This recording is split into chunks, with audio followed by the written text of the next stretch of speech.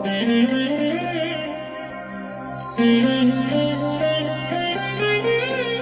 దినం పరము నుండి దిగివచ్చు మాట. ఇది నీ జీవితానికి వెలుగుల బాట. నీ ఒడిలో ఉంచబడిన దీవెనల మూట, అద్భుతాల ఆనంద ఊట. డిసెంబర్ 23 సంవత్సరమంతా మీరు బైబిల్ చదివి ముగించడానికి ఈరోజు మీరు చదవలసిన లేఖన భాగము ఉదయం నహూము గ్రంథం 1 నుండి 3 అధ్యాయములు, సాయంత్రం ప్రకటన 14వ అధ్యాయము. క్రీస్తునందు నాకు అత్యంత ప్రియమైన దేవుని బిడ్డలారా, ఈ ఉదయకాల సమయంలో ప్రభు యొక్క కృప మీకు తోడైనుగాక. ఎలా ఉన్నారు పిల్లారా? బాగున్నారు కదూ?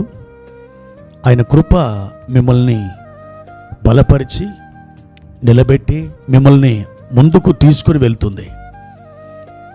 అట్టి కృప మీద మీరు ఆనుకున్నప్పుడు మీరు ఎప్పుడు ఎక్కడ ఓటమి పాలవరు, ఓడిపోవడం జరగదు. ఆయన మీకు గొప్ప జయమునిస్తాడు. ఆయన కృపనే మీరు కోరుకోనండి, ఆయన కృపని అనుభవించండి. క్రీస్తు యేసునందున్న కృపచేత మీరు బలవంతులు కండి. ఆయన మిమ్మల్ని జయశాలులుగా మారుస్తాడు. ప్రియ దేవుని బిడ్డలారా, ఈ ఉదయకాల సమయంలో పరిశుద్ధ గ్రంథముల నుండి మత్తయి సువార్త 1వ అధ్యాయము 20వ వచనాన్ని చదువుకుందాం.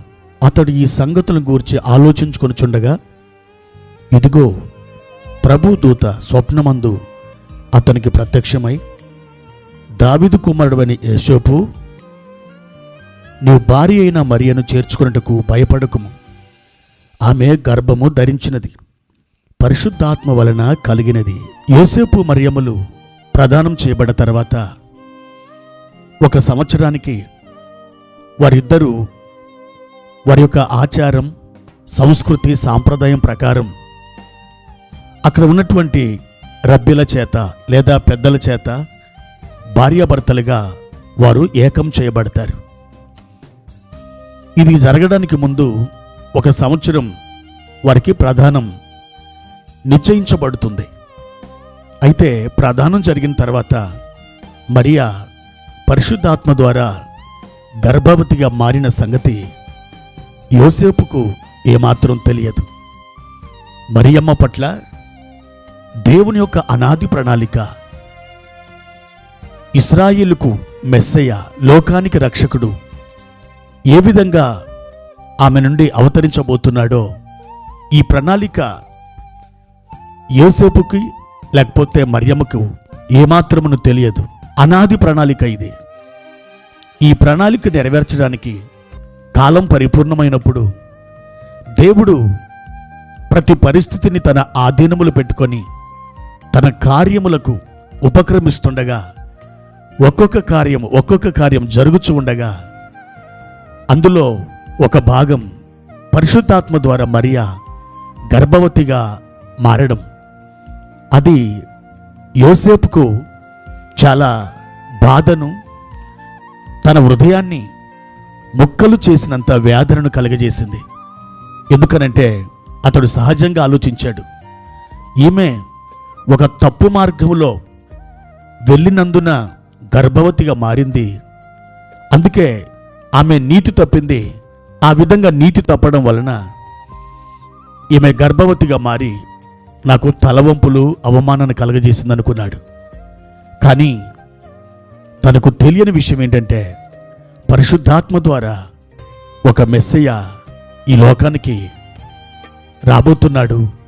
ఆ మెస్సయ్యని ఈ మరియమ్మ ఈ ప్రపంచానికి అనుగ్రహించబోతుంది అనే విషయం యోసేపుకి ఎంత మాత్రం తెలియదు. కానీ ప్రియమైన దేవుని బిడ్డలారా, దీనిని యోసేపుకు తెలియచేయడానికి దూత రంగంలోకి దిగాల్సి వచ్చింది. దావీదు కుమారుడవని యోసేపు, నీ భార్య అయిన మరియను చేర్చుకోవడానికి ఎంతమాత్రం నువ్వు భయపడవద్దు. ఆమె పరిశుద్ధాత్మ వలన గర్భం ధరించిందని వాస్తవ విషయాల్ని తన ముందు ఉంచడం జరిగింది. అప్పుడు ఆయన తన యొక్క భార్య అయిన మరియను చేర్చుకున్నాడు. ప్రియమైన దేవుని బిడ్డలారా, ఇక్కడ ఆ దూత చెప్పిన ఆ సందేశంలో ఒక మాటను గమనిస్తే, భయపడకుము అనే మాటను మీ దృష్టికి నేను తీసుకొని రావాలని ఆశిస్తున్నాను.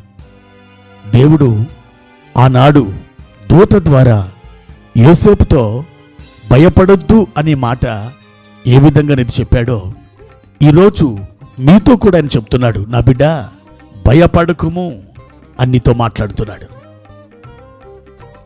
ఈ లోకంలో భయంకరమైనది ఏంటంటే భయమే భయంకరం. ఈ రోజున ప్రతి మనిషి భయం యొక్క గుప్పిట్లో చాలా విలవిల్లాడిపోతున్నాడు. భవిష్యత్ అంతా నిరీక్షణ లేకుండా అంధకారమయమైపోతుంది. లోకస్తుల యొక్క నింద, అవమానం తన మీదకి వస్తుందేమో, ఒకవేళ ఏ విధమైన శిక్ష నా మీద వచ్చి పడుతుందేమో, ఇలా రకరకాలుగా భయపడుతున్నాడు. అలా భయపడుతున్నటువంటి మనుషునితో దేవుడు చెప్తున్న మాట, పరలోకం నుండి ఆయన విడుదల చేస్తున్నటువంటి ఆ వాక్యం ఏంటంటే, భయపడకుము. నువ్వు ఏ పరిస్థితిని గురించి అయినా ఆందోళన చెందవద్దు, భయపడవద్దు. ఆ భయం నిన్ను బలహీనుడిగా చేస్తుంది. ఆ భయం నీ జ్ఞానాన్ని కకావికలం చేస్తుంది.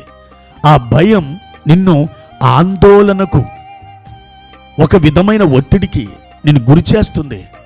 ఆ భయం భవిష్యత్తులో నీకు నిరీక్షణ లేకుండా ఒక అంధకారాన్ని కలగచేస్తుంది. కాబట్టి దేవుడు చెప్తున్న మాట ఈరోజు ఉదయకాలం, నా బిడ్డ భయపడకుము. క్రిస్మస్ తెచ్చిన ఆశీర్వాదాలలో, ఆ కృపలలో ఒకటేంటంటే భయపడకుము. ఈ భయపడకుము అనే మాట ఈ క్రిస్మస్ దినాల్లో ఉన్న నీకు దేవుడిస్తున్న గొప్ప వాగ్దానం. ఈ వాగ్దానం పట్టుకొని నీ విశ్వాస యాత్రలో ముందుకు సాగి వెళ్ళు. గొప్ప జయాన్ని అనుభవిస్తావు. దేవుని కృప నీకు తోడైనగాక. ప్రార్థన. పరిశుద్ధుడా, ప్రేమ కలిగిన తండ్రి, మీ ఘనమైన పరిశుద్ధ పాదాలకై స్తోత్రాలు అయ్యా. ఈ ఉదయకాల సమయంలో మమ్మల్ని మేము మీ చేతులకు అప్పగించుకుంటున్నాం. మా ప్రియుడా, మా తండ్రి, ఒక్కసారి మా ప్రియులను జ్ఞాపకం చేసుకునండి. ఏ విధమైన భయముల గుండా నీ బిడ్డలు ప్రయాణం చేస్తున్నారో ఆ భయముల నుండి మీరు విడిపించమని నేను ప్రార్థిస్తున్నాను. మీ కృపా హస్తం వారికి తోడై ఉండి వారు నిరీక్షణ సహితమైన మార్గంలో చక్కగా వారు యాత్ర చేయడానికి సహాయం చేయమని యేసు నామములో ఈ ప్రార్థన అడుగుచున్నాను తండ్రి. ఆమెన్.